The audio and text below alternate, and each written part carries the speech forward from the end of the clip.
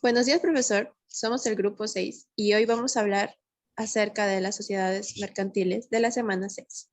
Definición técnica. La sociedad mercantil es la personalidad jurídica que se acerca para iniciar una actividad económica con ánimo de lucro, donde uno o más individuos se agrupan según la legislación mercantil, convirtiéndose de esta manera en socios. Su principal motivo para constituir una sociedad mercantil es crear una relación entre los socios a partir de la cual cada uno puede aportar los recursos según su capacidad, así como las competencias y conocimientos. Características de la sociedad mercantil. Las principales características de la sociedad mercantil son: posee una personalidad jurídica propia, diferente a los socios que la componen, dispone de una sede central de los negocios denominada negocio fiscal.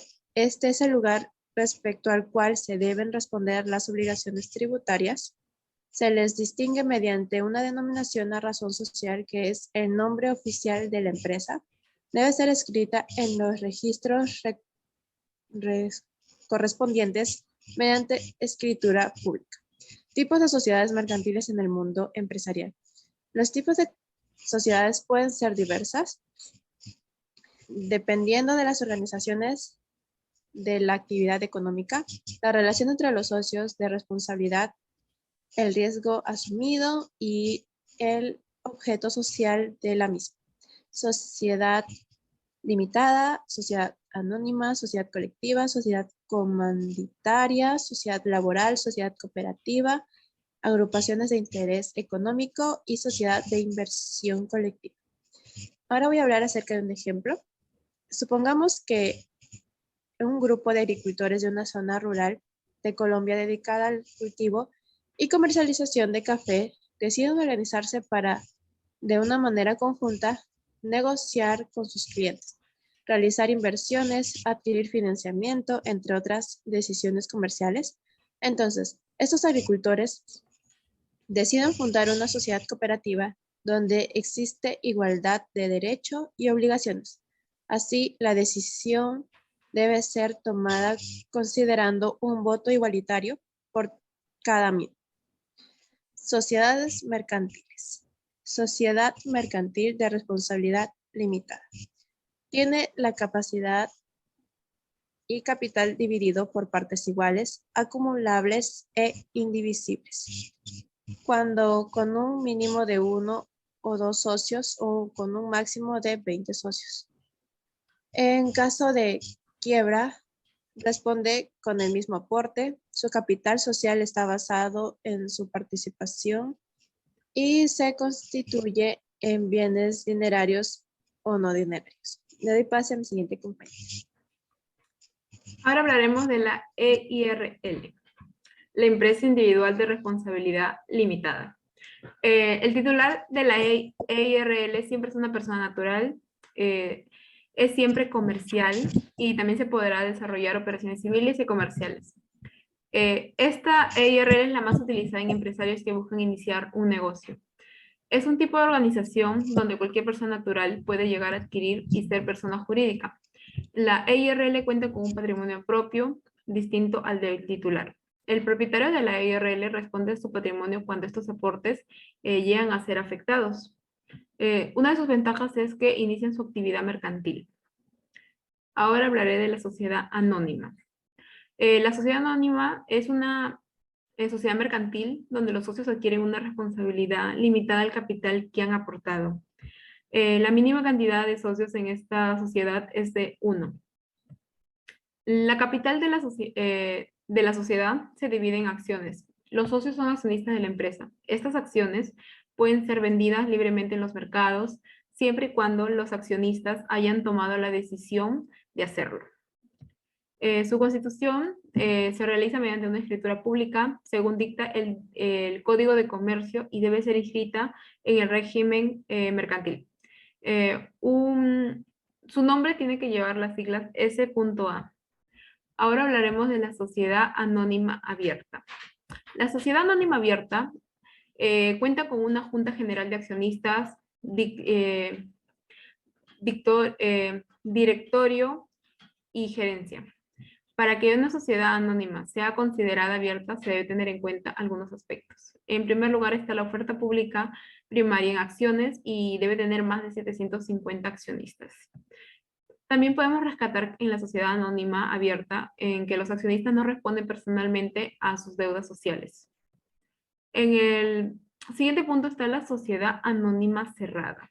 La sociedad anónima cerrada son también conocidas como empresas privadas o familiares. Estas no se llegan a cotizar en la bolsa de valores. Se requiere un mínimo de 2 accionistas y no más de 250. No más de 20, en donde pueden ser personas naturales o jurídicas. La sociedad anónima cerrada no tiene acciones inscritas en el registro público del mercado de valores. Además, como dato curioso, podemos encontrar que cuando una sociedad anónima es cerrada, esta puede llegar a convertirse en una abierta simplemente recurriendo al ahorro del público para que llegue a aumentar su capital. Ahora hablaremos de la sociedad laboral. La definición de sociedad laboral es una empresa privada mercantil, cuyos trabajadores prestarán sus servicios a la empresa indefinida, directamente y personalmente, y que ésta llega a ostentar a la propiedad de al menos el 51% de su capital social. En total, la definición de las sociedades limitadas o anónimas es una sociedad laboral, no está compuesta exclusivamente por socios, sino también por trabajadores fijos. Existen trabajadores no socios y trabajadores socios. Los no socios son trabajadores que están vinculados a la sociedad laboral mediante contratos indefinidos de trabajo, y los trabajadores socios son los trabajadores que prestan unos servicios retribuidos e indefinidos a la sociedad. Esta sociedad también llega a ser inscrita en el registro mercantil y su capital de social es mínimo. Después hablamos ahora de la sociedad cooperativa.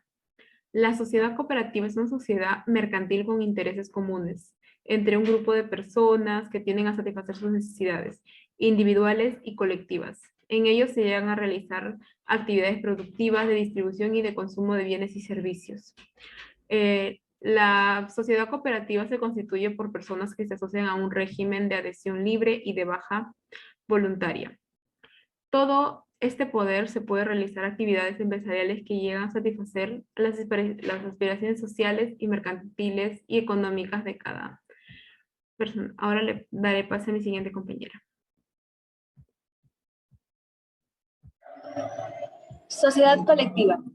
Una sociedad colectiva es uno de los posibles tipos de sociedad mercantil. Se trata de una sociedad externa que realiza actividades mercantiles o civiles bajo una razón social unificada, respondiendo los socios de las deudas que no pudieran cubrirse con el capital social.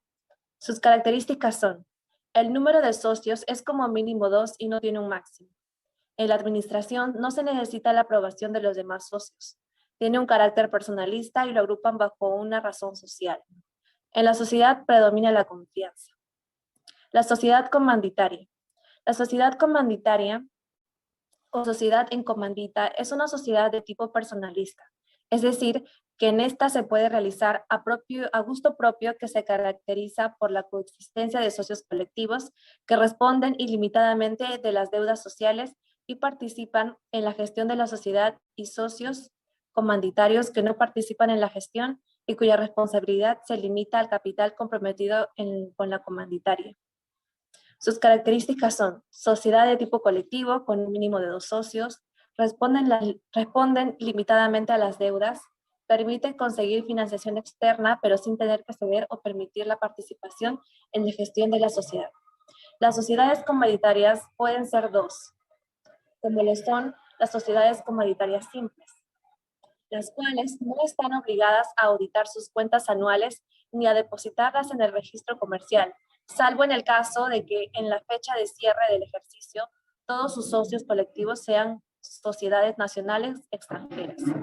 Sus características son: no existe un número máximo de socios, son económicas y sencillas de crear, no se establece un mínimo de capital y responden de manera subsidiaria, ilimitada y solidariamente.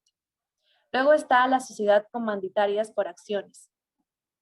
Están obligadas a auditar sus cuentas y depositarlas en el registro mercantil cuando superen los límites fijados en el artículo 257 de la Ley de Sociedades de Capital, aplicándose las mismas normas que las sociedades anónimas, con especialidades.